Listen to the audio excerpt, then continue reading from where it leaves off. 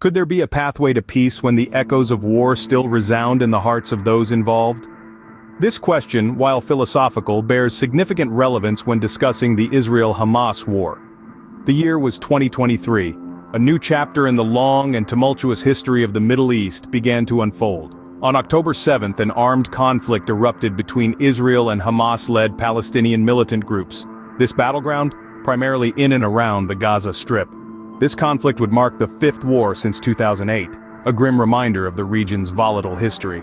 In a startling turn of events, Hamas launched a surprise attack on Israel. This audacious assault resulted in casualties on both sides, painting a grim picture of the violence that was to follow. Unsurprisingly, Israel responded swiftly. A large-scale military operation ensued, a tit-for-tat response that only served to escalate the already tense situation. The aftermath was devastating. Widespread destruction permeated Gaza, and a humanitarian crisis loomed. Buildings turned into rubble, infrastructure reduced to dust, and the hopes of peace seemed like a distant dream. But the reverberations of this conflict were felt far beyond the borders of Gaza and Israel. It sparked global protests and deepened geopolitical divisions. Western countries primarily rallied behind Israel, while much of the Islamic world denounced the Israeli actions. The world watched, divided and uncertain, as the war ravaged on. The blockade of Gaza, a contentious issue ongoing since 2006, only served to exacerbate these tensions. The situation remained volatile, with periodic clashes and attacks between Israel and Palestinian militants becoming an unfortunate norm. As the dust settled, calls for a ceasefire grew louder. The world held its breath, hoping for a respite from the escalating violence.